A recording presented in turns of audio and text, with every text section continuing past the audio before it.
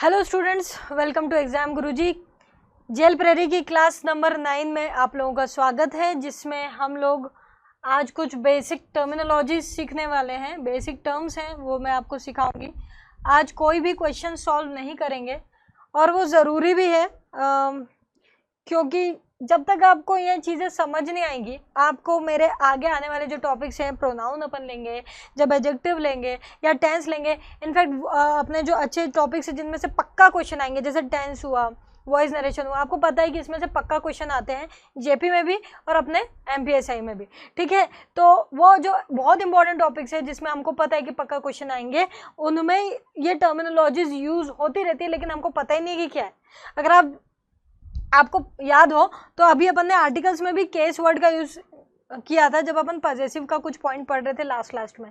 ठीक है, सब्जेक्ट का इस्तेमाल किया है अपन ने। तो ये टर्म्स हैं, ये मेरे मुंह से निकलती रहेंगी जब अपन ग्रामर पढ़ेंगे। अब हर बार रुक के इसको 5-5, 10-10 मिनट का लेक्चर में देती रहूं, इससे तो अच्छा एक लेक्चर अपन बढ़िया फॉर्म करते हैं। ठीक है, उसमें अच्छे से चीज़ों को समझते हैं, सिर्फ इन्हीं पर कॉन्सेंट्रेट करके कोई नया टॉपिक नहीं उठा रहे। ठीक है, ताकि अब जब भी इनके बारे में बात होंगी तो अपन ये क्लास 9 पर जाके उसको रिवाइज कर सकते हैं। ठीक है, तो चलिए स्टार्ट करते हैं। जो नए बच्चे जुड़े हैं, मंडे से सैटरडे आपकी क्लास रहती है रोज 3 बजे। ये क्लासेस रिकॉर्डेड है, इसलिए आपको कोई भी डाउट आते हैं आप कमेंट सेक्शन में डाला करो, मैं उसको प्रॉपरली चेक करती रहती हूँ। कोई भी डाउट आपका लेक्चर से रिलेटेड मिलता है तो मैं अपकमिंग आप रेगुलर रहना, तो अपकमिंग लेक्चर्स में आपका डाउट मैं पढ़ाने के पहले, पूरा लेक्चर पढ़ाने के पहले या बाद में, आपके अभी तक के कमेंट्स पे जो डाउट आ रहे हैं टॉपिक्स पर, वो मैं ले लिया करूँगी। ठीक है, तो थोड़ा सा ये वाला इशू है, लेक्चर अभी रिकॉर्डेड है, लाइव नहीं जा पा रहे हैं। ठीक है, तो आपको थोड़ा सा मैनेज करना पड़ेगा, बल्कि जबकि क्लास आपकी मंडे से सैटरडे रेगुलर रहा करेंगी 3 बजे।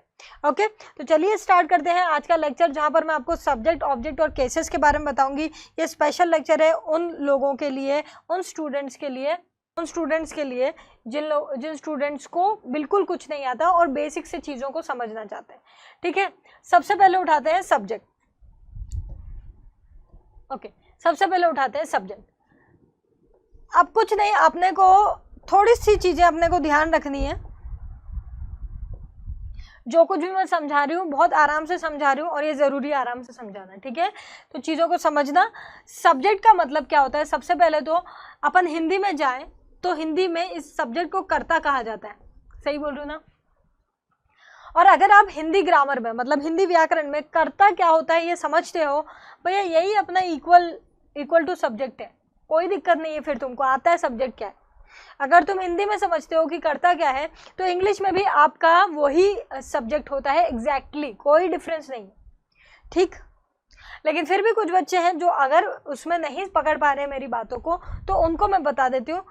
ये सिर्फ समझने के लिए है, किसी बुक में नहीं मिलेगा जो बताने वाली हूँ। मेरे को तो बस ये लेना देना है कि आपको चीज़ समझ में आए, कोई वहाँ पर नोट्स नहीं मांग रहे आपके। ठीक है, तो समझने के लिए अपन अपनी लैंग्वेज का इस्तेमाल करेंगे कि वाक्य का जो हीरो होता है ना, जो लीड रोल में होता है। ठीक है, जो लीड रोल में होता है, या जो परफॉर्मर ऑफ द एक्शन होता है, परफॉर्मर ऑफ द एक्शन, है ना, या फिर और देखें अगर अपन तो main topic of the sentence. ठीक है, इतनी बस बात याद रख लो। इसमें से कोई सी भी चीज, सब एक ही बात है, इसमें से कोई सी भी चीज तुम्हारे को समझ में आ रही है ना, वही आपका सब्जेक्ट है। वाक्य का हीरो जानते हो ना, अपन बोलते हैं ना कि इस मूवी का हीरो कौन है। यार हीरो तो सभी जो काम कर रहे हैं वो सभी उसके अंदर है, लेकिन फिर भी एक व्यक्ति को या जो भी मेन है उनको अपन हीरो क्यों बोलते हैं? क्योंकि उनके ऊपर फोकस होती है स्टोरी, या उनका मेन रोल होता है। ठीक है, उसको हीरो बोलते हैं। तो कहने का मतलब, अगर आप इसको यहाँ से जोड़ेंगे अपनी इंग्लिश से, तो सेंटेंस जब तुम पढ़ते हो, उसका अर्थ निकालते हो, उसका जो मेन लीड रोल में जो काम कर रहा होता है, जो हीरो होता है, जिसके ऊपर वो सेंटेंस लिखा गया है, जिसको फोकस करके वो सेंटेंस लिखा गया है, उस चीज़ को सब्जेक्ट कहा जाता है। वो कुछ भी हो सकता है, कोई व्यक्ति हो सकता है, कोई चीज़ हो सकती है, कोई भी चीज़ आपके सब्जेक्ट हो सकती है। ठीक है, कोई भी चीज़। इसको पहचानने के 2 तरीके बता देती हूँ। एक छोटी सी बात मेरी याद रखना है ना, ये बहुत माइनर सी चीज़ें आज के लेक्चर में बताने जा रही हूँ, बहुत बेसिक टर्म्स है ना, तो मेरी बातों को एक एक लाइन को बहुत ध्यान से सुनना। देखो, तुमको ये पता है बचपन से, हिंदी में भी और इंग्लिश में भी, कि वाक्य की जो फॉर्मेशन होती है, सेंटेंस की जो फॉर्मेशन होती है, वो बेसिक क्या होती है, एक कर्ता और एक क्रिया होनी चाहिए बस, मिनिमम। देखो भाई, वाक्य तो आप इतना बड़ा लिख सकते हो, एक पैराग्राफ जैसा खूब बड़ा सा वाक्य लिख सकते हो ना, खूब बड़ा, 2-4 लाइन में आ जाए। लेकिन एक माइनर से माइनर आप क्या लिख सकते हो, ये देखो मैंने लिखा राम, ये सेंटेंस हो गया क्या, ये वाक्य दिख रहा है आपको? मतलब एक वाक्य में कम से कम क्या होना चाहिए, कम से कम एक हीरो और एक वर्ब, वर्ब यानी क्रिया, वर्ब यानी क्रिया।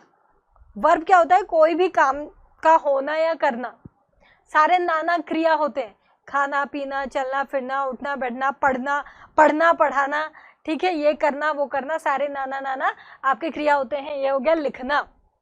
आई बात समझ में? तो एक बात आप हमेशा ध्यान रखना कि कम से कम एक पूरा वाक्य बनाने के लिए कम से कम इन दोनों की जरूरत होती है। उससे ज्यादा आप बहुत सारी चीजों को ले सकते हो, बहुत सारी चीजें जा सकती है, ठीक है। आप मैं इसके आगे और बढ़ा सकती हूँ, Ram writes a letter, Ram writes a letter which he gave to her sister. आप उसको कितना भी बढ़ा सकते हो, और बढ़ा सकते हो नई कहानी बना के, ठीक है। लेकिन कम से कम आपका इतना स्ट्रक्चर होना जरूरी है, तब जाके आप एक पूरा सेंटेंस फॉर्म कर पाते हो। मैं बोल रही हूँ सही? हिंदी में अगर बोलूँ तो एक कर्ता और एक क्रिया का होना कम से कम जरूरी होता है, तब जाके आप एक वाक्य बना सकते हो, ठीक है। जैसे मैं बोला राम, अब ये कोई वाक्य थोड़ी है, लेकिन अगर मैं लिख दूँ खेलता है, खेलना, क्रिया लगा दी, तो राम खेलता है पूरा वाक्य बन सकता है, या राम ने खेला पूरा वाक्य बन सकता है। अब आपकी मर्जी, आप उसको कितना आगे बढ़ा रहे हो। राम खेल रहा है चेस, ठीक है, या राम ने चेस खेलते वक्त उसको देखा, ये करा वो करा, आप उसको लंबा ले जा सकते हो। लेकिन कम से कम ये, मेरी बात समझ गए? चीज़ों को आराम से समझाने के लिए ही ये लेक्चर लिया है, इसलिए जिनको आता है वो थोड़ा आज पेशेंस रखे, धीरज रखे। उन लोगों को भी अपने साथ रखना है जिनको कुछ नहीं आता, ठीक है, उनके लिए ये लेक्चर लिया गया। समझ गए मेरी बात? तो अब मैं आपको, कभी क्या होता है कि बहुत सारे टॉपिक्स में आपको सब्जेक्ट पहचानना बहुत ज़रूरी हो जाएगा, बहुत, खासकर अगर आप थोड़ा बहुत भी इंग्लिश पढ़े हो तो वॉइस पे जाना। वॉइस पे जब तक आपको सब्जेक्ट समझ नहीं आता ना, तब तक तुमको समझ में नहीं आएगा करना क्या, कर ही नहीं पाओगे क्वेश्चन, ये पक्की बात है, क्योंकि उसमें सब्जेक्ट ऑब्जेक्ट का ही खेल होता है उस पूरे टॉपिक में। नरेशन में चले जाओ, सब्जेक्ट ऑब्जेक्ट ही समझ नहीं आएंगे तो तुम नरेशन चेंज करते वक्त उनको कैसे चेंज करोगे? हर चीज में आप जाओ, सब्जेक्ट आपका पीछा करेगा, ऑब्जेक्ट आपका पीछा करेगा, आपको पहचानना तो आना चाहिए। तो मैम कैसे पहचाना है? सबसे इंपॉर्टेंट तो है कैसे पहचाना है। अब मैं जो ये रेड में लिख रही हूँ, आपको मैं हेल्प कर रही हूँ ये अपनी तरफ से। सबसे पहले तो आप मीनिंग निकाल लो, सबसे पहले तो आप मीनिंग निकाल लो। उसमें जो भी आपका मेन टॉपिक है, जो भी आपका मेन टॉपिक होगा, आप अपने आप से पूछना कि ये सेंटेंस किसके बारे में, आप सेंटेंस पढ़ लो और फिर सेंटेंस किसके बारे में लिखा है अपने आप से पूछना। जो भी चीज़ आपके दिमाग में आएगी वो आपका सब्जेक्ट है। जैसे आप इस सेंटेंस को ले लो, राम राइट्स, राम लिखता है, हिंदी में ले लो, चलो हिंदी ले लेते हैं, कोई दिक्कत नहीं, हिंदी इंग्लिश यहाँ पे सेम ही हो जाती है, ठीक है। मैंने बोला राम लिखता है, तो मैं किसके बारे में बोल रही हूँ? लिखने के बारे में आपको जानकारी दे रही हूँ कि राम के बारे में जानकारी दे रही हूँ कि वो क्या करता है। क्या मेरा मेन टॉपिक है, बात करने का मुद्दा क्या है? लिखना मुद्दा नहीं है, मैं राम के बारे में आपको बता रही हूँ वो क्या करता है, ठीक है। तो राम मेरा बात करने का मुद्दा है, तो वो अब मेरा मेन टॉपिक है, मेरा लीड रोल है, मेरा हीरो है सेंटेंस का, तो इसलिए उसको क्या कहते हैं? सब्जेक्ट कहते हैं। इसलिए मैं इसको क्या कहूंगी? सब्जेक्ट कहूंगी। आगे बात समझ में? देखो मेरी एक बात ध्यान से सुनना कि जब भी किसी वाक्य में आपको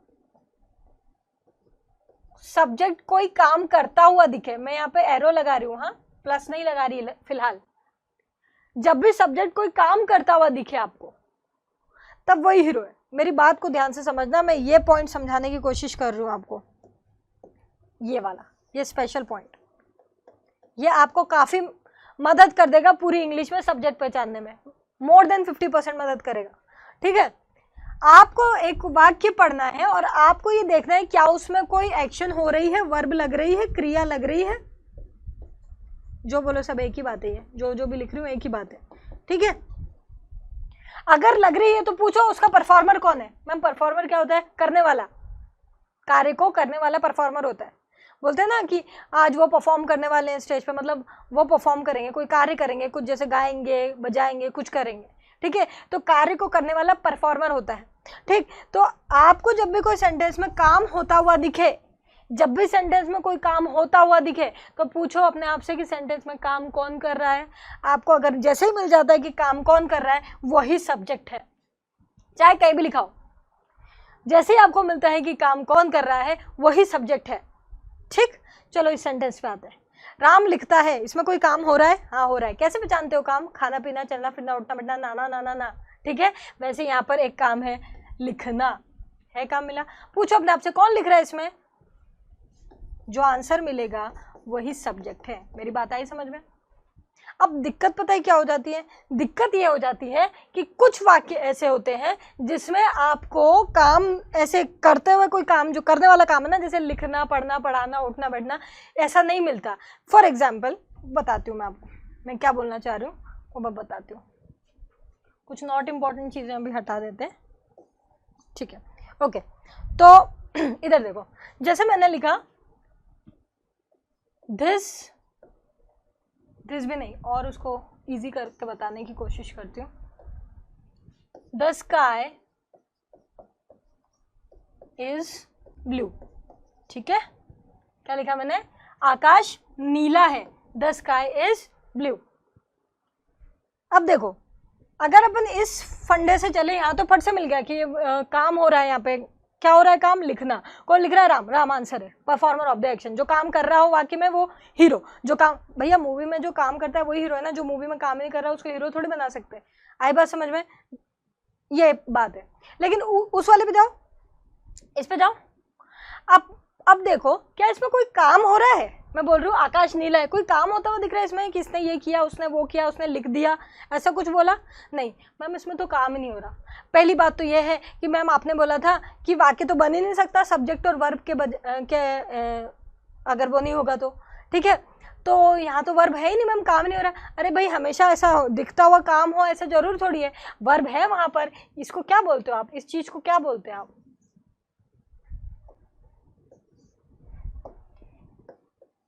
ये आपको जो दिख रहा है इसको क्या बोलते हो? कौन सी पार्ट ऑफ स्पीच है? आप इसको हेल्पिंग वर्ब कहते हो ना। हालांकि वो यहाँ पे हेल्पिंग वर्ब नहीं है, यहाँ पे मेन वर्ब है, क्योंकि जब कोई दूसरा वर्ब ही नहीं है तो काय की हेल्प कर रहा है? वो खुद ही मेन है, ठीक है ना? जो हीरो सपोर्टिंग रोल में होते हैं, कोई ऐसी पिक्चर आए कि वही हो बस, तो वो सपोर्टिंग रोल थोड़ी कहलाएंगे, वो तो मेन रोल कहलाएंगे। मेरी बात समझ में आ रही है आपको? तो वही बात है कि यहाँ पे और कोई, ये क्या है? स्काई क्या है? एक ऊपर की चीज होती है जिसका अपन नाम रखते हैं। स्काई मतलब नाउन है स्काई। द तो आर्टिकल है, ब्लू भी एक कलर का नाम है जो यहाँ पर एडजेक्टिव की तरह इस्तेमाल हो रहा है, स्काई के बारे में बता रहा है। तो कहने का मतलब दूसरी पार्ट्स ऑफ स्पीच है, वर्ब नहीं है। और अगर दूसरा वर्ब नहीं है तो खुद ही मेन है। काय का सपोर्टिंग रोल, काय का हेल्पिंग वर्ब? खुद ही मेन वर्ब। तो वर्ब तो है ना। तो मैंने ये जो बात करी थी वो तो पक्की है, वो तो हमेशा ही रहेगी। याद रख लेना हमेशा कि ऐसा दुनिया का कोई वाक्य नहीं बनेगा जिसके अंदर एक हीरो और एक सब्जेक्ट, एक हीरो और एक वर्ब न हो, एक सब्जेक्ट और एक वर्ब न हो। आज से अपन सब्जेक्ट को हीरो बोलेंगे, ठीक है? जब भी पढ़ा करेंगे हीरो बोलेंगे, ठीक है? चलिए, तो वर्ब तो है लेकिन ऐसा वर्ब नहीं है जैसे खाना पीना, चलना फिरना, उठना बैठना, ऐसा नहीं मिल रहा। मैम तो अब कोई काम ही नहीं हो रहा ऐसे, तो मैं कैसे पता करूँ कि कौन कर रहा है? तो इट्स ओके, वहां पर जाकर आपको ये वाला फंडा लगाना है जो मैंने कहा था, ये वाला। कुछ नहीं, फिर कुछ नहीं, उसका हिंदी मीनिंग निकाल लो और पूछो अपने आप से किसके बारे में बात हो रही है। मैंने कहा आकाश नीला है, तो मैं नीले कलर के बारे में आपको बता रही हूँ क्या, कि आकाश के बारे में जानकारी दे रही हूँ कि वो कैसा है? खुद सोच के देखना, थोड़ा सा अपना एनालिसिस लगाना। मैंने कहा आकाश नीला है, तो मैं नीले कलर के बारे में बता रही हूँ, आपको जानकारी दे रही हूँ कि आकाश के बारे में जानकारी दे रही हूँ कि वो कैसा लगता है। स्काई के बारे में बता रहे हो, इसका मतलब ये है कि जिसके बारे में अपन बात कर रहे होते हैं, जो मेन टॉपिक है, जो मुख्य मुद्दा है, वो आपका सब्जेक्ट हो जाता है। आई बात समझ में? अच्छा, 90%, 95% केस, ठीक है, 90 to 95% केसेस में आपका जो सब्जेक्ट होता है वो स्टार्टिंग में ही आ जाता है सेंटेंस के। मैंने क्या बोला? 90 to 95%। यहाँ मत बोल देना कि मैम ने गलत सलत पढ़ा दिया। 90 to 95% बोला, मतलब 5 से 10% ऐसा है जहाँ पर जरूरी नहीं है कि सब्जेक्ट शुरू में आए।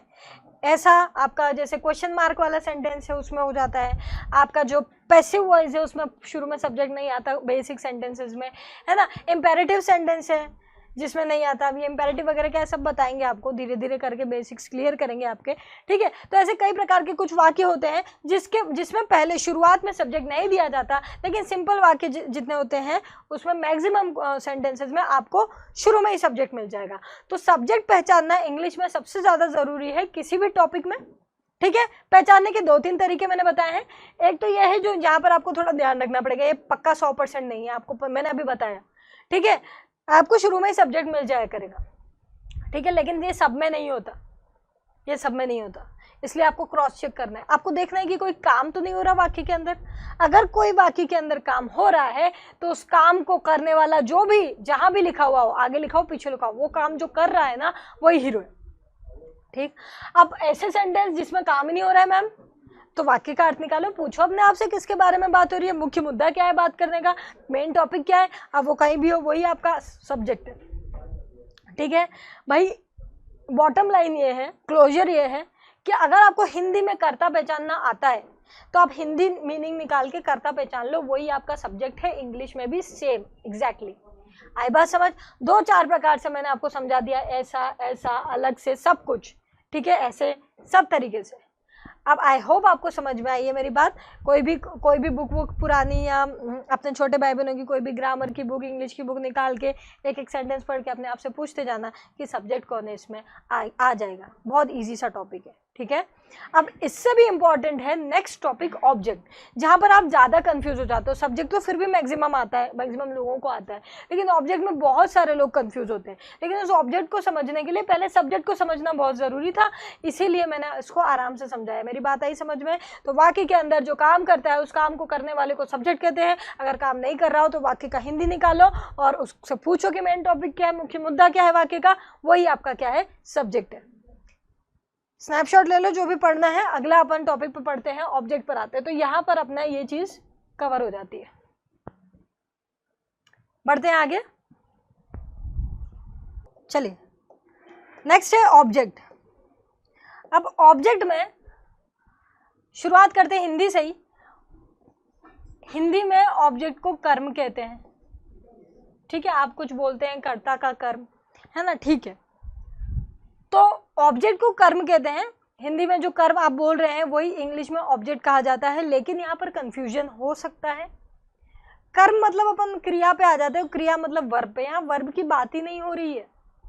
एक बात याद रखना आप, जो मैंने अभी लास्ट में समझाया सब्जेक्ट के बारे में, इसका आप स्नैपशॉट ले लो। सब्जेक्ट जो होता है वो हमेशा या तो संज्ञा होगा या सर्वनाम होगा। ये बात आप लिख के रख लो, सबसे इंपॉर्टेंट बात बता रही हूं मैं। सब्जेक्ट जो होगा वो या तो संज्ञा होगा या सर्वनाम होगा। संज्ञा तो पढ़ा चुकी हूँ, सर्वनाम इस लेक्चर के बाद पढ़ाऊंगी। संज्ञा क्या है आपको सेकंड लेक्चर में मिल जाएगा, क्लास 2 पे जाना। और प्रोनाउन क्या है इसके बाद वाली क्लास में जाना, ठीक है। इसके कल की क्लास में प्रोनाउन आ जाएगा, ठीक है। तो यह संज्ञा होगा या सर्वनाम। उसके अलावा कोई पार्ट ऑफ स्पीच कंसिडर नहीं की जाती। अभी 2 मिनट यहाँ रुक जाते हैं, सब्जेक्ट पे आ रहे हैं वापस, ठीक है। कोई पार्ट ऑफ स्पीच कंसिडर नहीं की जाती है। जैसे मैंने लिखा है यहाँ पर, स्मोकिंग किल्स, मैंने लिख दिया स्मोकिंग जो है वो मार डालती है। अब यार एक बात सुनो ध्यान से, बहुत ही प्रैक्टिकल बात तुमको बताती हूँ कि आईएनजी जहाँ पर देखते हैं ना, अपने दिमाग में एक ही चीज़ आती है बचपन से। जो भी ग्रामर पढ़े हैं थोड़ी बहुत, आप जानते हो मैं क्या बात कर रही हूँ। जैसे ही अपन आईएनजी देखते हैं अपने दिमाग में एक ही चीज़ आती है, तो वर्ब है आईएनजी, प्लेइंग। एक ही पार्ट ऑफ स्पीच ऐसा है जिसमें अपन आईएनजी लगाओ तो भी मीनिंगफुल होता है और नहीं लगाओ तो भी मीनिंगफुल होता है। बाकी कोई पार्ट ऑफ स्पीच नहीं है। अरे खुद देख लो ना, आपके नाम के आगे आईएनजी लगाते हो क्या, नाउन के आगे? अच्छा, कोई प्रोनाउन के आगे लगाए हो क्या, हीइंग, शीइंग, देइंग किया है क्या कभी? अच्छा, एडजेक्टिव के आगे लगाते हो क्या, ब्यूटीफुलिंग, इंटेलिजेंटिंग? नहीं ना। एडवर्ब के आगे लगाते हो क्या, वेरिंग, और बहुत सारे एडवर्ब्स हैं, टूइंग, ऐसा कुछ करते हो क्या? प्रीपोजिशंस के आगे लगाते हो? नहीं नहीं नहीं। बिटवीनिंग, कंजंक्शंस, बिकॉजिंग, नहीं। तो एक ही पार्ट ऑफ स्पीच है दुनिया में जिसमें आप आईएनजी लगाओगे तो अच्छा लगता है, हटा दो तो भी अच्छा लगता है, वो है वर्ब। प्ले अच्छा लगा, प्लेयर ने खेलना, प्लेइंग हाँ खेल रहा है, रहा रही लग जाता है। आई बात समझ? तो जैसे तुम आईएनजी को देखते हो तुम्हारे दिमाग में वही बातें घूमती है जो मैंने अभी बोली, और उस दिमाग में क्या आ जाता है, ये वर्ब है। अरे आप सही हो, अगर मैं इसको यहाँ ऐसा लिख दूँ ना, अगर मैं इसको यहाँ पर ऐसा लिख दूँ और पूछूँ कौन सी पार्ट ऑफ स्पीच है, तो ऑब्वियस सी बात है आप वर्ब बोलोगे और आप सही भी हो। लेकिन फिलहाल यहाँ पर अपन ने एक बहुत ही इंपॉर्टेंट नोट पढ़ा है, जिसको आप लिख लेना है ना, बार बार बोल रहा हूँ कि सब्जेक्ट हमेशा संज्ञा या सर्वनाम होती है, उसके अलावा दुनिया की कोई भी पार्ट ऑफ स्पीच नहीं। अब सुनो, मुझे सिर्फ इतना बताओ कि इसमें सब्जेक्ट कौन है। ओहो, मुझे सिर्फ इतना बताओ कि इसमें सब्जेक्ट कौन है। Kills, smoking. अरे बहुत इजी है, यहाँ पे तो काम हो रहा है कि नहीं, मारना, वर्ब मिल रहा है कि नहीं, आ रहा है ना ना ना, मारना, काम हो रहा है, कोई मार रहा है, कौन मार रहा है, स्मोकिंग।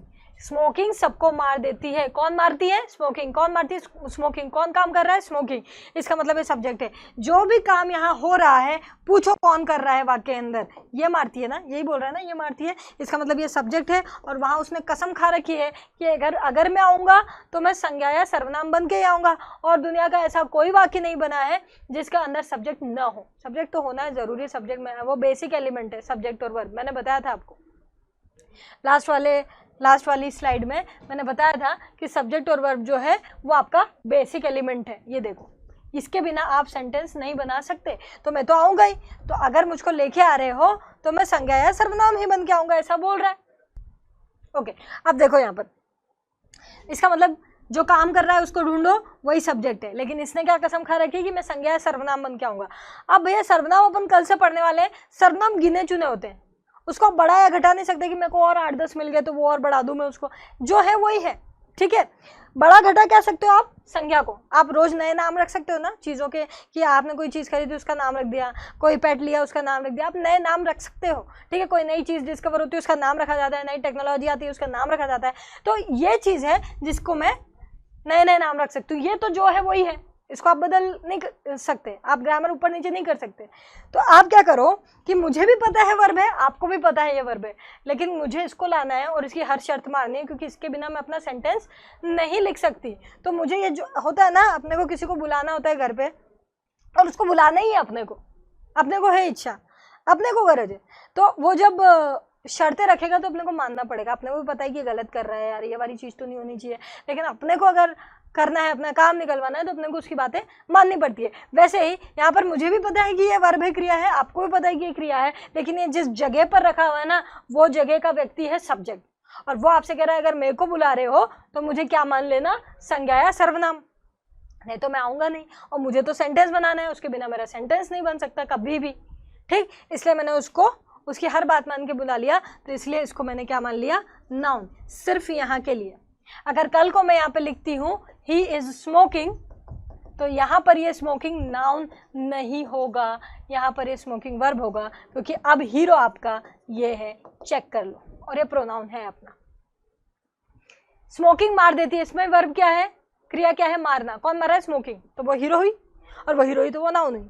लेकिन ऊपर में क्या लिखा है, वो स्मोकिंग कर रहा है, यहाँ पे काम है स्मोकिंग, कौन कर रहा है, ही, तो जो कर रहा है वो हीरो होता है। अब ही हीरो है, अब वो ही हीरो है, तो ये अपने जेल से बाहर हो गया, ये अपने बंधनों से बाहर हो गया, अपनी जगह से बाहर हो गया, और अपनी जगह उसने छोड़ दी सब्जेक्ट की, तो वो अपने वापस असली रूप में आ गया, अपना आईडी कार्ड मिल गया उसको, वर्ब था, वर्ब रहा। मेरी बात समझ में आई? तो चीज़ों का ध्यान रखना। यहाँ अपन ऑब्जेक्ट पढ़ रहे थे, लेकिन मेरे को ऐसा लगा कि हो सकता है ये चीज़ आपको पकड़ में ना आए, तो इसलिए मैंने एक बहुत इंपॉर्टेंट सी बात बताई है, इसको हमेशा ध्यान रखना कि आपको ये है ना ग्रामर में काम आएगा। मेरी बात को ध्यान से समझना। ऐसा कुछ सेंटेंस दिया मान लो, और नाउन का क्वेश्चन है, कोई सा कुछ लंबा सेंटेंस बना दिया, अब आप है ना दिमाग चलाए जा रहे हो 15 मिनट तक एग्जाम में बैठ के, वर्ब है ये तो वर्ब, इससे रिलेटेड कुछ रूल्स रेगुलेशन नहीं आ रहा है यार, नो एरर कर दिया, छोड़ दिया। बाद में घर जाके पता चलता है तुम वर्ब में जाके सोच रहे थे, वो तो नाउन में सोचना था, तुमको पहचानना ही नहीं आया, तुमको एड्रेस ही नहीं पता किधर जाके ढूंढना है। मेरी बात समझ में आई? तो अब अगर तुम्हें पता होता है कि ये नाउन है, तो तुम नाउन के रूल्स रेगुलेशन सोचते हो, जो भी है अगली एग्जाम्स के लिए, बड़ी एग्जाम्स में होता है ऐसा, ठीक है। अपने एग्जाम में नॉर्मल लेवल रहेगा, अपने जेपी में कोई दिक्कत नहीं रहेगी, काफ़ी कम लेवल आता है, ठीक है। तो चलिए इतनी बात आई समझ में, इसका स्नैपशॉट ले लो अगर तुमको ये चीज़ें ध्यान न रहे तो। फिर अपन ऑब्जेक्ट पे चलते हैं वापस, मैं इसको हटा रही हूँ, ओके। हाँ भाई, तो वापस इधर आ जाते हैं। हिंदी में इसको कर्म बोलते हैं ना। अब सुनो बात को ध्यान से,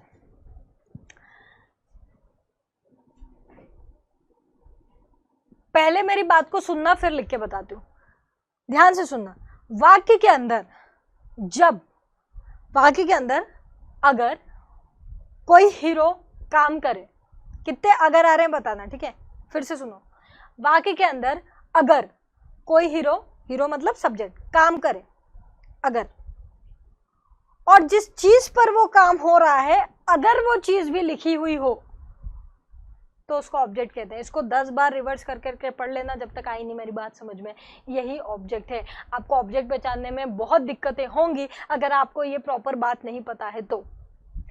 वाक्य के अंदर अगर हमारा हीरो काम करता है, मैम अगर क्यों लगाया, काम तो करता है। नहीं, स्काई इज ब्लू में कहाँ काम किया था स्काई ने? स्काई ही हीरो था ना, स्काई ही सब्जेक्ट था। वो आसमान कुछ काम कर रहा था उस वाक्य के अंदर? नहीं। हाँ, राम लिख रहा था, राम काम कर रहा था। तो हर वाक्य में हीरो ही काम करे ऐसा जरूरी तो नहीं। मैंने तो ये नहीं बोला कि हीरो को काम करना ही है, मैंने बस बोला एक वर्ब होना चाहिए बस। तो वर्ब का मतलब ये नहीं कि हीरो ही काम करे। स्काई में भी तो इज आया था, वर्ब आया था, लेकिन स्काई ने तो कोई काम ही नहीं करा था। आई बात समझ? तो वाक्य के अंदर अगर हीरो काम करे, और करे तो करे, यहीं की बात नहीं कर रही हूँ, उसके आगे भी जाके चेक करना है। जिस चीज के ऊपर वो काम जाके लग रहा है, जिस चीज के ऊपर वो काम जाके हो रहा है, वो चीज भी अगर लिखी हुई है तो उसको ऑब्जेक्ट कहते हैं। ठीक है, उसको ऑब्जेक्ट कहते हैं। एग्जाम्पल जैसे राम प्लेज, ठीक है। अब इसमें काम हो रहा है क्या? हाँ हो रहा है, खेलना, वर्ब खेलना। कौन खेल रहा है? राम। तो क्या हो गया ये? सब्जेक्ट। ठीक, लेकिन यहाँ पर ऑब्जेक्ट नहीं आ सकता। क्यों? क्योंकि यहाँ पे एक अगर तो क्लियर हो गया कि अगर हीरो काम करे तो, वर्ब लगाए तो, लेकिन उसमें आगे भी एक और अगर था जिसको क्लियर करना था कि जिस चीज पर वो काम कर रहा हो वो चीज भी अगर लिखे तो वो चीज ऑब्जेक्ट होती है। पर इसने तो यही फुल स्टॉप लगा दिया, खत्म। तो नो ऑब्जेक्ट। नो ऑब्जेक्ट है क्या ऑब्जेक्ट? अच्छा चलो वो पुराना वाला सेंटेंस लेते हैं, पिछली स्लाइड वाला, द स्काई इज ब्लू। अब इसमें हीरो कौन था? स्काई था, ये सब्जेक्ट था। क्या काम किया इसने? ये मत बोलना है इज कोई काम नहीं करे, इस नाम का कोई काम नहीं कर पाया। आकाश नीला है, आकाश ने कोई काम करा इसमें? कुछ करा खुद? नहीं। तो इसका मतलब पहला ही अगर नहीं लग रहा है इसमें, आपका जो पहला अगर है वो ही नहीं लग रहा, और पहला अगर नहीं लग रहा मतलब ऑब्जेक्ट। इसमें एक अगर लग रहा है लेकिन दूसरा नहीं लग रहा। लेकिन अगर मैं यहाँ पर लिख दूं राम प्लेज क्रिकेट, आप सुनो मेरी बात को ध्यान से, मैं आपसे कह रही हूँ इसमें हीरो कौन है? इसमें हीरो कौन है कैसे पहचानोगे? कोई काम हो रहा है क्या? हाँ हो रहा है, खेलना, खेलना काम हो रहा है। कौन कर रहा है काम? ये बंदा। तो मतलब ये सब्जेक्ट हुआ। सही बोल रही हूँ? तो हीरो ने अगर, एक अगर तो क्लियर हो गया, अगर काम किया तो, हाँ काम तो किया है, एक अगर क्लियर हो गया। फिर क्या बोलता है? ये काम जिस चीज के ऊपर लगा, खेला, क्या खेला? क्रिकेट। वो जो काम कर रहा है किस चीज के ऊपर लग रहा है? कौन सी गेम हो रही है, कौन सी गेम खेली जा रही है? क्रिकेट। जो काम, जब काम जिस चीज पे हो रहा है अगर उसका भी नाम वहां लिखा हो उसको ऑब्जेक्ट कहा जाता है, नहीं तो ऑब्जेक्ट नहीं होता। कहने का मतलब ये है, अब जो मैं बोलने वाली हूँ वो यहाँ की बॉटम लाइन है, क्लोजर लाइन है। सब्जेक्ट हर वाक्य में आए ऐसा कंपलसरी है, जरूरी है, लेकिन ऑब्जेक्ट हर वाक्य में आए ऐसा कोई जरूरी नहीं है। लेकिन अगर आता है तो पहचानना आना चाहिए। इसमें नहीं था, क्यों? क्योंकि हीरो ने काम तो किया लेकिन किस पे किया पता ही नहीं। इस पे नहीं आया, क्यों? क्योंकि हीरो ने काम ही नहीं किया। इसमें आया, क्यों? क्योंकि हीरो ने काम किया और किस पे किया वो भी लिखा हुआ है। आई बात समझ में? देखो देखो सिंपल सी बात है। अगर मैंने यहाँ पर लिखा आई लाइक स्विमिंग,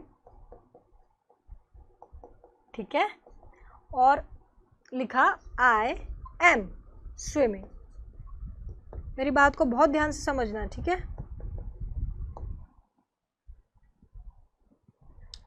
अब इस वाले में देखो, इसमें कोई काम, इसका हिंदी निकालो। मुझे तैरना पसंद है, इसमें काम क्या हो रहा है? ये मत बोल देना तैरना काम है। आपका हीरो जो भी आपको दिख रहा है वो तैर नहीं रहा है, इसमें कोई तैर नहीं रहा है। अपन ये नहीं बोल रहे वो तैर रहा है, वो तैरेगा, वो तैर रहा था, ऐसा नहीं बोल रहे। इसमें जो काम है वो है पसंद करना। कोई तैर रहा है क्या? अच्छा पूछ लो ना, कंफ्यूज क्यों हो रहे हो? मैम स्विमिंग लिख दिया आपने, अरे तो स्विमिंग लिखा हुआ है वहां पर, कोई कर नहीं रहा। किसने ये काम नहीं करा? मेन काम तो कुछ और है, पसंद करना, ये करना, वो करना, नाना नाना क्रिया, और यहाँ पर कोई ये काम कर रहा है, पसंद कर रहा है।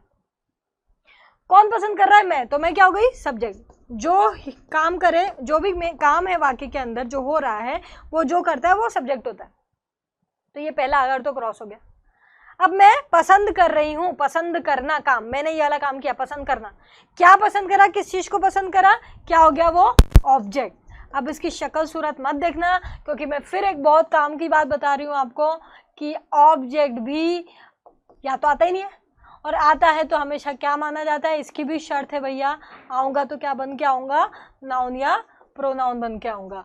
आऊंगा तो क्या बन के आऊंगा? नाउन या प्रोनाउन बन के आऊंगा। मुझे भी पता है कि आईएनजी है, वर्ब है, लेकिन क्योंकि ये आ ही गया है तो मुझे इसको क्या मानना पड़ेगा? नाउन मानना पड़ेगा। लेकिन नीचे वाला सेंटेंस देखो, आई एम स्विमिंग। अब यहाँ पर काम क्या हो रहा है? स्विमिंग, तैरना। कौन कर रहा है? मैं। तो ऑब्वियस ही बात है, मैं सब्जेक्ट हुई और वर्ब हो गया, कि मैं ये काम कर रही हूँ, और उसके आगे कुछ भी नहीं। कुछ भी नहीं तो मतलब क्या? ऑब्जेक्ट ही नहीं है, मतलब ये यहाँ पर वर्ब है। ऊपर वाला वर्ब नहीं था, क्या था? ऑब्जेक्ट। क्यों? क्योंकि वो ऑब्जेक्ट की जगह बैठा था, और ऑब्जेक्ट क्या बोल रहा है? मैं आऊंगा, या तो मुझको लाओ ही मत, और लाओ ही मत, वो वर्ब की जगह देखो ये वर्ब है।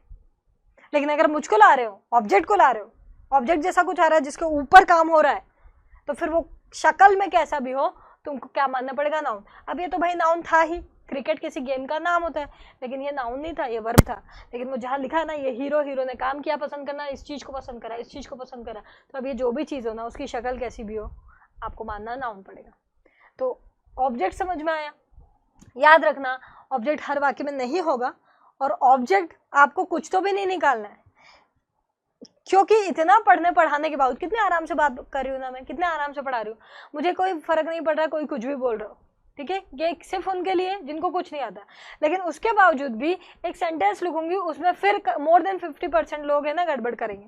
देखो, इसका स्नैपशॉट ले लो, तुमको कुछ नोट करना हो तो, क्योंकि मैं थोड़ा सा हटा रही हूँ इसको, ठीक है? देखो, एक सेंटेंस अपन जो लिख रहे हैं, इसको वापस से मैं यहाँ पे लिख रही हूँ, है ना? ओके,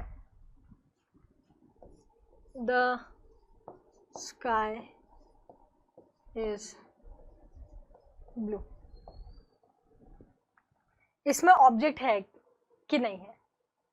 और अगर है, वैसे तो मैं इसके हिंट पहले ही दे चुकी थी, तो अब तो आ जाएगा, लेकिन अगर नहीं दी होती मैंने हिंट पहले से नहीं बताया होता, तो इसको ऑब्जेक्ट बना दिए होते। सही बोल रही हूँ कि गलत बोल रही हूँ? जो सरासर गलत है। इस सेंटेंस के अंदर ऑब्जेक्ट, अरे मैम ये रहा हीरो, ये रहा वर्ब, ये रहा, मैंने कहाँ बोला ऐसा करो? मैंने अर्थ निकालने का बोला है आपको कि हीरो अगर काम करे और जिस चीज के ऊपर करे, अगर वो लिखी हो तो। अब ढूंढो, हीरो ये है ना आपका, हीरो मतलब सब्जेक्ट ये है ना आपका, बताओ इसमें इसने क्या काम किया, इतना ही बता दो। उसके आगे दूसरी बात तो और दूर की बात है कि अगर वो लिखा हुआ हो तो, वो तो और दूर की बात है। काम ही नहीं किया, लिखा हुआ हो तो और दूर की बात है। अरे इसमें भी नहीं आ रहा आपका ऑब्जेक्ट, तो इसमें भी नहीं आ रहा, राम प्लेस, इसमें भी ऑब्जेक्ट नहीं आ रहा। हीरो ने काम तो किया, लेकिन वो दूसरा अगर ही क्रॉस नहीं हो रहा। एक छोटी सी बात आप ध्यान रखना, बहुत इजी वे में इसको मैं क्लोज कर रही हूँ, मेरे जो भी सिखाना चाह रही हूँ उसको, कि जब भी इसको और हाईलाइट करेंगे अपन, इसको हाईलाइट करेंगे, हाँ भाई, जब भी आपका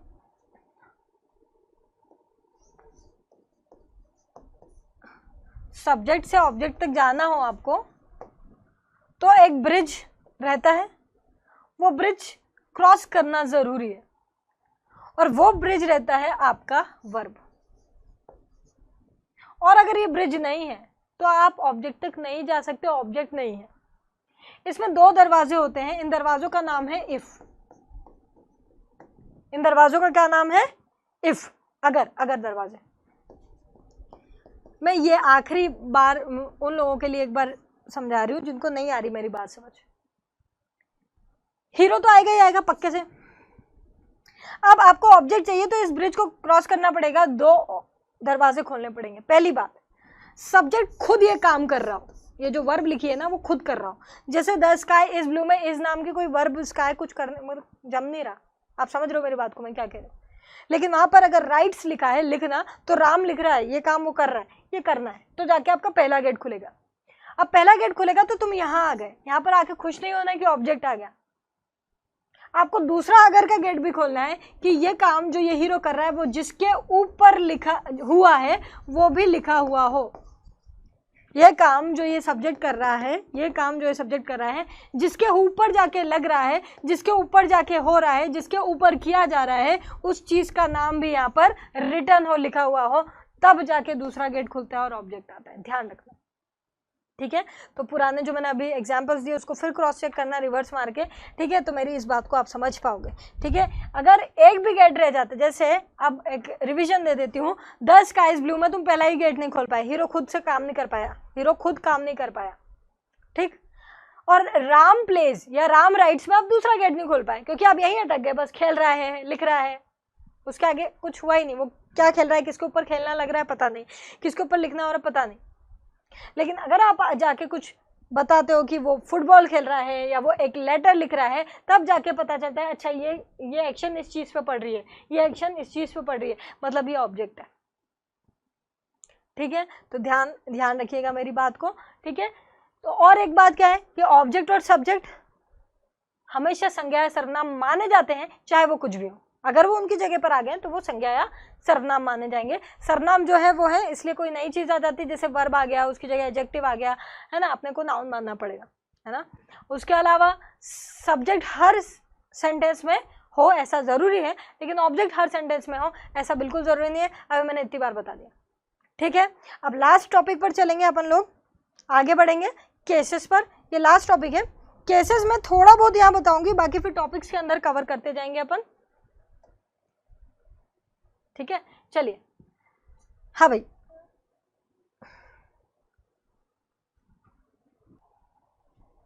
हाँ, केसेस देखो, पहली बात तो ये है कि केसेस जो है वो 7-8 टाइप्स के होते हैं, ठीक है, 7-8 प्रकार के होते हैं, लेकिन कोई लेना देना नहीं पूरी ग्रामर में अपनी कॉम्पिटिटिव। तीन से ही मतलब है अपने को। और वो 3 केसेस कौन कौन से हैं, वो है आपका सब्जेक्टिव, ऑब्जेक्टिव और पजेसिव।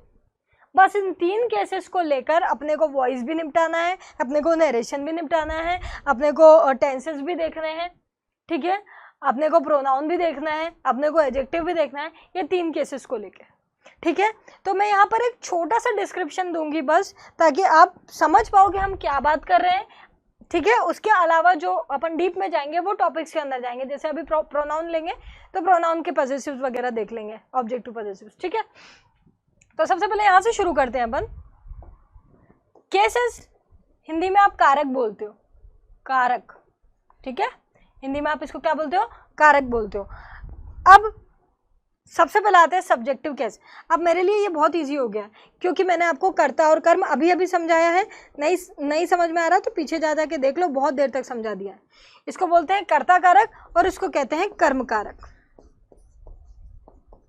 और कुछ नहीं है यार, अभी जो समझाया ना वही की वही चीज़ है, सेम टू सेम, कुछ नहीं, बस अब समझाने के लिए बोलना पड़ता है। जैसे मैंने लिखा राम, अभी लिखा ना अपने राम प्लेस, यही लिखा था, तो इसमें आपका जो ये राम है ये सब्जेक्टिव केस का नाउन है, नाउन है ना, नाउन समझाई हूँ ना क्लास 2 में, ये प्रॉपर नाउन है राम किसी का नाम, ठीक है। या फिर अगर मैं राम ना लिखूं और लिखूं ही प्लेस, तो आपको पता है खेलना आपका वर्ब है, कौन खेल रहा है, यही, तो मतलब ये सब्जेक्ट हुआ। तो और है कौन, ये इसकी शक्ल देखो, इसको प्रोनाउन बोलते हैं। और नहीं पता हो तो इसका अगला लेक्चर प्रोनाउन का ही होगा। सर्वनाम बोलते हो हिंदी में, सर्वनाम पता हो तो प्रोनाउन वही होता है, ठीक है, वह नाम की जगह पे आने वाला, ठीक। तो अपन इसको क्या बोलते हैं, सब्जेक्टिव केस का pronoun, pronoun of subjective case. इसको नॉमिनेटिव केस भी बोलते हैं, पर इतनी हाई फाई इंग्लिश में अपने को जाना नहीं है, अपने को काम ही इससे, ठीक है। अपने को अगर टर्मिनोलॉजीज यूज होंगी तो ये होंगी, उससे ज़्यादा नहीं होंगी, ठीक है। वैसे ही इसको भी अपन एक्यूजेटिव बोलते हैं, इतना नहीं जाना, ठीक है। आई बात समझ में। वैसे ही अगर मैं यहाँ पर क्रिकेट लिख दूं, ठीक है, तो क्रिकेट लिख दूं तो इसको क्या बोलते हैं? अब क्रिकेट क्या था? ये हीरो ने वर्ब लगाई, किसके ऊपर लगाई? इसके ऊपर, मतलब ये हो गया ऑब्जेक्टिव, तो आप लिखोगे ऑब्जेक्टिव केस ऑफ नाउन या नाउन ऑफ ऑब्जेक्टिव केस, मतलब संज्ञा है किसी चीज का नाम और कहाँ पर रखी है? ऑब्जेक्ट की जगह पर, तो इसको बोलेंगे नाउन ऑफ ऑब्जेक्टिव केस या ऑब्जेक्टिव केस का नाउन, बस इसको बोलते हैं ऑब्जेक्टिव केस, सब्जेक्टिव केस। ठीक है, अगर कोई प्रोनाउन आ गया तो मैम प्रोनाउन आ गया, जैसे ही स्लैप्ड यानी चाटा मारना, हिम। अब मुझे बताओ कि इसमें हीरो कौन है? अच्छा, काम क्या हो रहा है? स्लैप यानी चाटा मारना, काम हो रहा है, चाटा मारना वर्ब। कौन मार रहा है? ये बंदा मार रहा है, मतलब ये सब्जेक्ट है, तो इसलिए सब्जेक्टिव केस है। किसका है सब्जेक्टिव केस? प्रोनाउन का, क्योंकि ही है, किसी का नाम नहीं लिखा, नाम लिखा होता तो नाउन लिख देते। अब इसे चाटा मारा, किसको मारा? किसको पड़ी? इसको। तो जब हीरो कोई काम करे, जिसके ऊपर करे, उसको क्या बोलते हैं? ऑब्जेक्ट। मुझे पता चल गया ऑब्जेक्ट है। और ध्यान से देखो, वो नाम तो नहीं है, नाउन तो नहीं है, किसी का नाम लिखा है क्या? नहीं।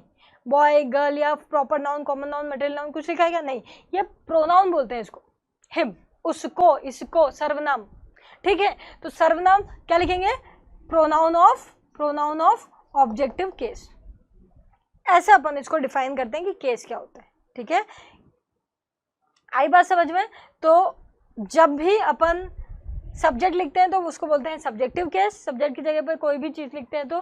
ठीक है, और नाउन या प्रोनाउन को जब अपन ऑब्जेक्ट की तरफ लिखते हैं तो उसको ऑब्जेक्टिव केस कहते हैं। ठीक है, ये मैं बता देती हूँ यहाँ पर, ये और ये दो चीजें हैं दुनिया में जो सब्जेक्ट या ऑब्जेक्टिव केस में आएंगी। देखो मैंने अभी बताया, इधर देखो, इसको थोड़ा और हाईलाइट करेंगे, ये नाउन को देखो। जब भी आप सब्जेक्टिव केस देंगे, मैंने अभी पढ़ा था कि सब्जेक्ट ने कसम खाई है कि मैं संज्ञा या सर्वनाम रहूंगा, तो जब भी आप सब्जेक्टिव केस देंगे या तो आपको संज्ञा मिलेगी या सर्वनाम। देख लिया, noun of subjective case, pronoun of subjective case. ठीक है, अब जब भी आप ऑब्जेक्टिव केस में जाओगे तो आपको संज्ञा या सर्वनाम ही मिलेगा। इधर देख लो, ये रही आपकी संज्ञा, नाउन ऑफ ऑब्जेक्टिव केस, और ये रहा आपका सर्वनाम, प्रोनाउन ऑफ ऑब्जेक्टिव केस। ठीक है, और अगर कोई दूसरा आ जाता है आईएनजी वाईएनजी तो भी अपने को नाउन मानना है, बता चुकी हूं मैं आपको, मतलब रहेंगे संज्ञा या सर्वनाम। अब यहाँ पर एक प्रॉब्लम है। प्रॉब्लम क्या है कि मैम, अच्छा मान लीजिए कि ये बंदा राम होता, अपन ने राम लिखा होता है यहाँ पे, तो राम क्या हो जाता है? ये राम क्या हो जाता है आपका? सब्जेक्टिव केस किसका? नाउन का। लेकिन अगर किसी बंदे ने राम को मारा होता है ऐसे, तो ये क्या हो जाता है? नाउन ऑफ ऑब्जेक्टिव केस, क्योंकि अब उस पे काम हो रहा है, पहले वो खुद काम कर रहा था, ऑब्जेक्टिव केस।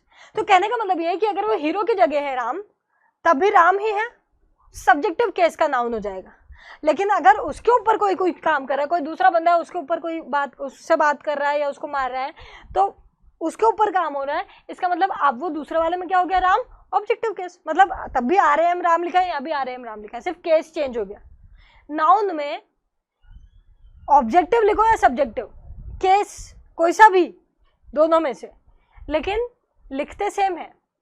आप हीरो हो किसी काम के तो आपका नाम ही आएगा, या कोई और हीरो और आप पर कोई काम हुआ है तब भी आपका नाम ही आएगा। जैसे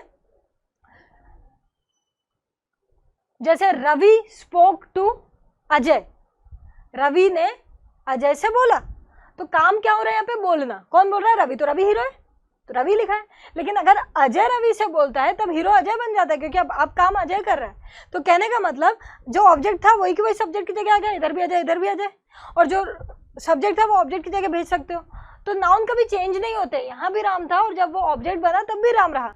लेकिन प्रोनाउन में ऐसा नहीं होता। देखो प्रोनाउन में ऐसा नहीं होता। देखो, एक लड़का है, एक लड़के को थप्पड़ मार रहा है, ठीक है, एक लड़का है वो एक लड़के को थप्पड़ मार रहा है, लेकिन अपन दोनों के लिए प्रोनाउन यूज कर रहे हैं। लेकिन जो लड़का हीरो है, जो मार रहा है थप्पड़, उसके लिए ही लिख रहे हैं, और जिसको पढ़ रहा है उसके लिए हिम लिख रहे हैं। दोनों तरफ ही नहीं लिख रहे हैं। अगर राम होता तो यहाँ भी राम आ जाता और दूसरे सेंटेंस में भी वहां राम ही लिखा था, लेकिन ऐसा हुआ नहीं प्रोनाउन में। जब आप हीरो हो प्रोनाउन में, सर्वनाम में, तो आप अगर हीरो की जगह हो तो ही आता है, और अगर ऑब्जेक्ट की जगह हो, आपके ऊपर काम हो रहा हो, तो ही नहीं आता। आप ये नहीं लिख सकते ही स्लेप्ड ही, जिसके ऊपर काम हुआ तो केस चेंज हो जाता है, केस का लिखने का तरीका चेंज हो जाता है। जैसे अगर लड़की होती, लड़की हीरो होती, हीरोइन होती, ठीक है, शी लिखते हैं आप, है ना, लेकिन अगर उसके ऊपर किसी ने उससे बोला, उसके ऊपर काम हुआ, तो आप हर बोलोगे, शी नहीं बोलोगे। तो ये केसेस चेंज हो रहे हैं। अब किस में प्रॉब्लम हो रही है? प्रोनाउन में। नाउन में नहीं हो रही, नाउन चलता है, इधर भी उधर भी सेम, इधर लिखो चाहे उधर लिखो, सब्जेक्ट बना दो ऑब्जेक्ट बना दो, आपकी कहानी अपने हिसाब से बनाओ, सब सेम रहेगा। लेकिन प्रोनाउन में चेंज है। अब आप में से मैक्सिमम स्टूडेंट्स जानते हो मैं क्या बात कर रही हूँ, लेकिन कुछ स्टूडेंट्स हैं जिनको ये नहीं समझ आ रहा, मैम वो सब ठीक है लेकिन ये क्या है, ही हिम नहीं आएगा समझ में, कहाँ हिम लगाते, कहाँ ही, कैसे। तो कोई बात नहीं, इसके बाद अपन प्रोनाउन पढ़ने वाले, एक टेबल ही मैं पूरा प्रोवाइड कर दूंगी आपको, तो आप उसको रट रट लेना जिसका भी बेसिक बिगड़ा हुआ है। हाँ, लेकिन उसके पहले आपको सब्जेक्ट और ऑब्जेक्ट पहचानना आना चाहिए, जिसके लिए मैंने इतना लंबा लेक्चर ले ही लिया है। अब मैंने इतने आराम से चीज़ों को बताया है, इतने धीरे धीरे बताया है ताकि आपके सारे प्रॉब्लम सॉल्व हो जाए। इसलिए इस लेक्चर को एक बार लो, 2 बार लो, 3 बार लो, जब तक समझ नहीं आए तब तक लो, ठीक है। बस सब्जेक्ट और ऑब्जेक्ट आना चाहिए, बाकी ये वाली जो प्रॉब्लम है ना तुम्हारी अगले लेक्चर से क्लियर हो जाएगी, प्रोनाउन जब शुरू करेंगे, टेंशन मत लो। अरे प्रोनाउन का इतना ही खत्म नहीं हो जाता, प्रोनाउन जो है ना वो पॉजेसिव में भी और तीसरी बार चेंज हो जाता है। सब्जेक्टिव में अलग दिखता है ही, ऑब्जेक्ट बन जाए तो अलग बन जाता है, ही नहीं रहता, फिर हिम बन जाता है, और जब पॉजेसिव में चले जाए तो हिज बन जाता है, तीसरा चेंज आता है। तो वो बहुत चेंजेस करेगा, तो अपने को घबराना नहीं है, जरा सी बात है, 3 बार चेंज होता है, 3 अलग अलग केस में 3 अलग अलग तरीके से आता है प्रोनाउन। प्रोनाउन, नाउन नहीं, नाउन ईजी है, ठीक है, नाउन का मैं बता दूंगी अभी पॉजेसिव कैसा होता है, तो टेंशन नहीं लेना। मेरी अभी यहाँ तक की बात समझ में आई, और जहाँ पर आप कंफ्यूज हो रहे हो वो मैंने अभी कहा कि अपन अगले लेक्चर से कर लेंगे। बाकी तो चीज़ें क्लियर है ना, सब्जेक्टिव केस क्या होता है और ऑब्जेक्टिव केस क्या होता है। और सब्जेक्टिव केस और ऑब्जेक्टिव केस में नाउन या प्रोनाउन ही माना करते हैं, इन दोनों में है, और कोई नहीं, चाहे वो कोई भी हो। मैं इन सब चीज़ों को अभी हटा रही हूँ, पॉजेसिव केस फिर समझाऊंगी। आप एक स्नैपशॉट ले लो, कुछ आपको लिखना हो तो, फिर अपन पॉजेसिव को समझते हैं। लास्ट केस, चलिए, हाँ भाई, तो इधर आ जाते हैं पॉजेसिव। पॉजेसिव को बोलते हैं अधिकारात्मक। इतना हाईफाई, इतना डीप शुद्ध हिंदी नहीं जाना, सिंपल रखो आप। तो वो शब्द जो अधिकार बताए, जिससे किसी का मालिकाना हक पता चले, मतलब आपको पता चले कि किसका है, ठीक है, वो सारे शब्द आपके पॉजेसिव केस में आते हैं। यहाँ सब्जेक्ट ऑब्जेक्ट से कोई लेना देना नहीं है। जैसे मैंने कहा कि पूजा की किताब, पूजा की किताब, तो अपन क्या करते हैं, देखो नाउन में ऐसे लिखा जाता है, नाउन में हमेशा अपोस्ट्रोफियस लगता है, ये अपोस्ट्रोफियस, मैं यहाँ पर बता देती हूँ आपको, नाउन में हमेशा अपन अपोस्ट्रोफियस लगाते हैं, और या फिर ऑफ लगाते हैं नॉन लिविंग थिंग के लिए। जैसे अपन बोलते हैं कि टेबल का पाया, तो लेग ऑफ द टेबल बोलते हैं, टेबल्स लेग नहीं बोलते, ठीक है। तो ऐसे नॉन लिविंग थिंग या ऐसे कुछ चीज़ें होती है, उसमें अपन काकी के लिए ऑफ का भी इस्तेमाल कर सकते हैं और अपोस्ट्रोफियस का भी इस्तेमाल कर सकते हैं। तो यहाँ पर मैंने लिविंग थिंग की बात करी, पूजा की, तो अपन अपोस्ट्रोफियस लगा रहे हैं काकी के अधिकार बताने के लिए। तो यहाँ पर इस वर्ड से अपने को पता चल रहा है कि ये बुक किसकी है, पूजा की। इसको बोलते हैं नाउन ऑफ पॉजेसिव केस, ये इसको noun of possessive case, clear. और ज़्यादा से ज़्यादा मैंने अभी बताया, the leg of the table, किसका पाया, किसका लेग, टेबल का लेग। तो अपन अपोस्ट्रोफियस नहीं लगाते, नॉन लिविंग थिंग में ऑफ लगा देते हैं, ऐसा ऑफ और अपोस्ट्रोफियस का चक्कर है, ठीक है। बस ये 2 चीज़ों में आप नाउन का पॉजेसिव केस शो करते हो, उसके अलावा कुछ नहीं। लेकिन फिर बात आती है प्रोनाउन की, तो प्रोनाउन जो है आपका, प्रोनाउन और एडजेक्टिव में बहुत गड़बड़ हो जाती है। जैसे पूजा का बुक है, अगर मैं पूजा नहीं बोलूं, उसके लिए कोई सर्वनाम यूज करूं प्रोनाउन, तो अपन ये नहीं लिखेंगे शी बुक, ये नहीं लिखेंगे, गलत हो जाएगा। अरे मैम अपोस्ट्रोफियस लगा देती है, चलो शीज बुक, अरे नहीं, अपोस्ट्रोफियस सिर्फ किसके लिए लगता है, नाउन के लिए। फिर क्या करें मैम, जिस प्रकार से सब्जेक्टिव केस की पूरी लिस्ट अलग है प्रोनाउन की, जिस प्रकार से ऑब्जेक्टिव केस की पूरी लिस्ट अलग है प्रोनाउन की, उसी प्रकार से आपका पॉजेसिव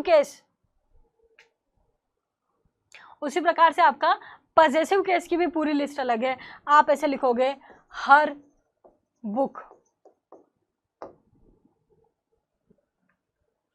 अब ये भी प्रोनाउन नहीं है, एक्चुअली एक्चुअली ये पॉजेसिव एडजेक्टिव है। अरे मैम ये क्या कर दिया आपने, ये सब मैं आपको अगले ही लेक्चर में बताऊंगी, डोंट वरी। आपको प्रोनाउन लिखना है तो प्रोनाउन ऐसा आएगा, दिस बुक इज हर्स।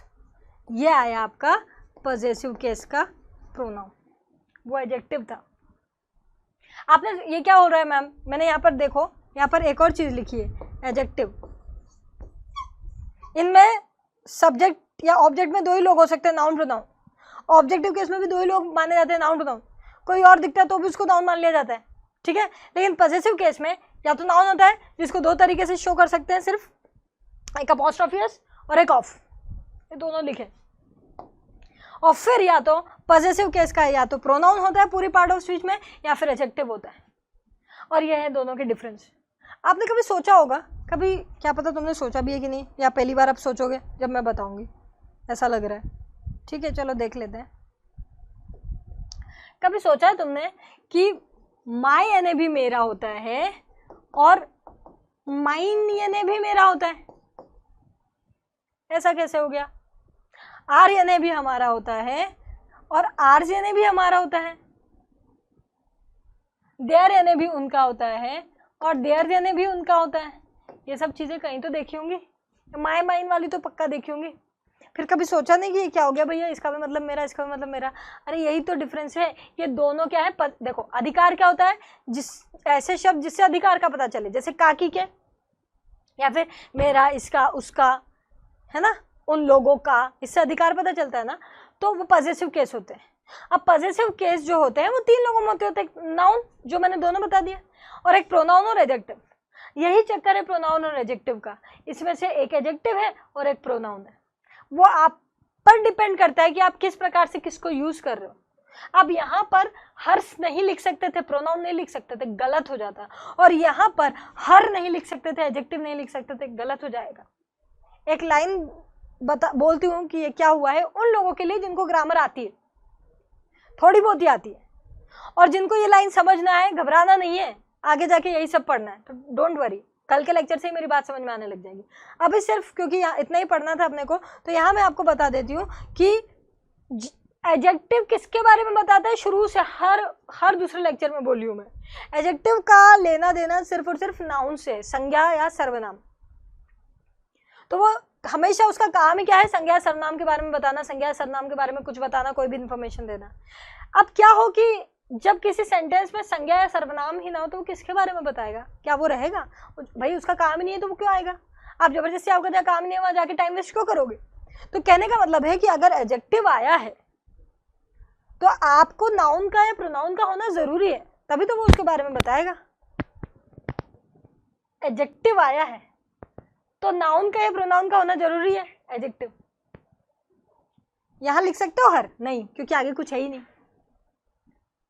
और प्रोनाउन का काम दूसरा है, वो मैं कल बताऊंगी। अभी सिर्फ इतना समझ लो, प्रोनाउन जो है वो नाउन की जगह आता है, बचपन से पढ़ रहे हो, सर्वनाम उसकी जगह आता है, उसके साथ थोड़ी आता, उसको हटा के आता है। आप कभी बोलते हो शी पूजा इज गोइंग या पूजा शी इज गोइंग, या तो पूजा बोलोगे या शी बोलोगे, उसको हटा के बैठता है, तो उसके साथ कैसे आएगा? इसलिए यहाँ हर्ष नहीं आ सकता, और इसीलिए यहाँ हर नहीं आ सकता। नहीं आ रही बात समझ में? जिनको नहीं आ रही डोंट वरी, कल के लेक्चर से सब समझ में आने लग जाएगा। यहाँ तक कुछ बहुत इंपॉर्टेंट चीज़ें, अभी लग रहा होगा ये क्या पढ़ा दिया, इस पे से क्वेश्चन तो आते नहीं है। अरे भाई इस पे से क्वेश्चन नहीं आते, मैं भी जानती हूँ, लेकिन ये नहीं आएगा तो टेंस नहीं आएगा, टेंस पे से तो आते हैं ना। ये नहीं आएगा तो वॉइस नरेशन नहीं आएगा, उनमें से तो पक्का आते हैं, ये तो 100% आते हैं। ठीक है, फिर कुछ ऐसे टॉपिक्स है जिसमें से कभी कुछ आता है कुछ नहीं आता। जैसे प्रोनाउन में से मैंने आपको जेपी के जेल प्रेरी के लिए जो लास्ट में क्वेश्चन सीट अपने करते हैं जेल प्रेरी के क्वेश्चन, उसमें मुश्किल से 40 क्वेश्चन भी प्रॉपर नहीं निकले, उसमें से भी 2 4 5 कम ही निकले। तो कम से कम पूछा गया प्रोनाउन में, एडजेक्टिव में भी पिछले सालों में बहुत कम पूछा गया, लेकिन नरेशन वॉइस टेंस इन सब में जो तो पक्का पूछते हैं ना। ये सारे टॉपिक्स यहीं से कहीं से इनकी टर्म्स यूज होती है, कैसे करोगे? इसलिए आज का लेक्चर सिर्फ उन्हीं लोगों के लिए था जिनको बेस नहीं पता, उनके आगे के लेक्चर्स पढ़ने का कोई मतलब नहीं था। अब आगे जब भी ये सब आएगा इतना सारा नहीं समझाऊंगी, सीधा आपको एड्रेस दे दिया करूंगी कि ये क्लास नंबर 9 में जाके देख लो, इस क्लास में जाके देख लो, कोई डाउट हो तो, और वहाँ पर सिर्फ बस बोल के आगे बढ़ जाया करूंगी। मेरा भी टाइम बच रहा है, आपका भी टाइम बच रहा है। उस टाइम में जब मैं बार बार ये समझा उसमें कुछ नया सीख लोगे, ठीक है। तो यहाँ जाकर अपना ये टॉपिक कवर होता है। जिन लोगों को इस चीज़ से प्रॉब्लम थी ना कि मैम ये चीज़ें अपना एक्स्ट्रा नहीं, ये सब आता नहीं है ये वो, इसलिए मैंने उसको प्रॉपर कोर्स में भी नहीं लिया, तो इसीलिए यहाँ पर दे दिया है। आप यहाँ से सभी पढ़ें। पेड कोर्स वाले भी ये वाला नाउन का लेक्चर और अपना ये सब्जेक्ट ऑब्जेक्ट केसेस का लेक्चर, वैसे मैंने उसमें ले रखा है वॉइस में। अगर आप जाएंगे कोर्स वाले, आप जानते हो वॉइस में मैंने प्रॉपर सब्जेक्ट ऑब्जेक्ट का बहुत बेहतरीन और पॉजिटिव केस वगैरह भी वहाँ प्रॉपर बताए हैं, जहाँ पर से अपने को नरेशन चेंज करना थे। सब अलग अलग मतलब टॉपिक के हिसाब से मैंने टॉपिक के अंदर पढ़ाया, लेकिन अलग से लेक्चर्स नहीं है। तो ये 2 लेक्चर मैंने अलग से यहाँ डाल दिए, आप यहाँ से पढ़ लें, ठीक है। और जो लोग भी हैं जिनको प्रॉपर हर चीज़ पढ़ना है, जो चीज़ें स्किप हो गई है वो भी पढ़ना है, हमको पूरा अच्छे से पढ़ना है मैम, उनके लिए ये कोर्स अवेलेबल है। जिन लोगों को कोर्स खरीदना है वो डायरेक्ट एग्जाम गुरुजी ऐप से खरीद सकते हैं भैया। और अगर ऐप से परचेस करने में कोई दिक्कत हो रही है आपको, है ना, पेमेंट या किसी भी चीज़ का आपका प्रॉब्लम हो रहा है, तो आप ये वाले नंबर पे कॉल करिए, ठीक है। ऑफिस टाइम में करिए 10 to 5 वीकडेज़ में, उसमें फिर ये नहीं बोले ये नहीं उठा रहे वो नहीं उठा रहे, ठीक है। और कोई प्रॉब्लम हो, हेल्प चाहिए हो, व्हाट्सएप नंबर है, व्हाट्सएप पे कॉल अटेंड नहीं होंगे, ये सब मैंने अवेलेबल करा दिया है। अब जो रोज़ रेगुलर पूछते रहते हैं मैम कहाँ से लें, ये है वो है, ये सब अवेलेबल है, ठीक है। कोर्स की जानकारी मैंने पिछले वीडियोज़ में भी दी है, तो बार बार देने का कोई मतलब नहीं है। कोर्स पूरा आपका कंप्लीट है, इसमें और एग्ज़ाम्स के हिसाब से और चीज़ें ऐड की जाएंगी एक्स्ट्रा, ठीक है। ऑलरेडी कोर्स आपका सब तरीके से इसमें कंप्लीट है ना। पहले पीडीएफ के बहुत इश्यूज आ रहे थे, वो भी रिवीजन पीडीएफ्स इसमें डाल दी गई हैं, ठीक है। चीज़ें और अपडेट होती रहेंगी जैसे जैसे अपनी एग्जाम्स पास आएंगी, है ना। तो ये यहाँ पर आपको सब कुछ मिल जाएगा। आपके सारे वीडियोज़ आप अच्छे से ले लोगे, सारे क्वेश्चंस जो मैंने वीडियोज़ में भी कराए हैं वो अच्छे से कर लोगे। आपको फिर इंग्लिश के लिए जो मेन टॉपिक्स हैं वो कोई भी एग्ज़ाम के लिए आपको फिर से शुरू से नहीं पढ़ने पड़ेंगे, उसी में से आपके सब चीज़ें कवर होंगी, ठीक है। तो यहाँ पर जाकर अपन आज का लेक्चर ओवर करते हैं। कल अपना नया टॉपिक शुरू करेंगे जेल प्रेरी के क्वेश्चंस को ध्यान में रखते हुए प्रोनाउन, ठीक है। और जो MPSI वाले हैं वो ये बोलते हैं कि ये वाले टॉपिक्स हमारे आते हैं ये वो, अगर आप जाके चेक करोगे ना तो नाउन के अंदर जो क्वेश्चंस डाले वो नाउन के हैं ही नहीं प्योर, आप जाके चेक करना वो टेंस के हैं, ठीक है। तो कुछ लोग यही बोलते रहते हैं मुझसे कि मैम ये आता है वो आता है। पहली बात तो आपके सिलेबस के टॉपिक्स में वो है नहीं, और जो नया नोटिफिकेशन आएगा, मैंने कहा है जिस दिन आएगा उसी दिन आपके लेक्चर्स कुछ एक्स्ट्रा होंगे तो अपडेट हो जाएंगे। और मुझे भी लग रहा होगा, अगर उसमें नहीं भी लिखा होगा मुझे लग रहा होगा मैं अपडेट कर दूँगी। तो वो क्या होता है कि आप जहाँ भी बुक से देख रहे हो वहाँ पर लिखा उस टॉपिक के अंदर रहता है, लेकिन अगर आप ध्यान से देखोगे, कॉन्सेप्ट देखोगे, तो वो अपने दूसरे टॉपिक्स के हैं। प्रोनाउन में 2 क्वेश्चन आए हैं आपके, सिर्फ 2 ही क्वेश्चन आए हैं MPSI में, उसके लिए अपन इतना सारा पढ़ते हैं, कोई मतलब नहीं निकलता है। तो आप यही पढ़ लीजिए जब अब मैं अभी जेल प्रेरी का लेक्चर लूँगी। हाँ, जेल प्रेरी में ज़रूर आपके करीबन 30-35 क्वेश्चंस आए हैं मुश्किल से ही जेल प्रेरी के, ठीक है। तो उसको नज़र में, उसको ध्यान में रखते हुए अपन जो प्रोनाउन है उसको कवर करेंगे कल से। तो MPSI के जो 1-2 क्वेश्चन है, 2-3 क्वेश्चन मुश्किल से होंगे, ठीक है। तो अगर आप उसके लिए भी देखना चाहते हो, MPSI वाले भी कल प्रिपेयर रहिएगा, तो आप जो बचा कुछ आपका एक्स्ट्रा जो कवर करना है वो यहाँ से हो जाएगा, ठीक है। तो मिलते हैं नेक्स्ट लेक्चर में। Thank you so much, stay safe, stay blessed.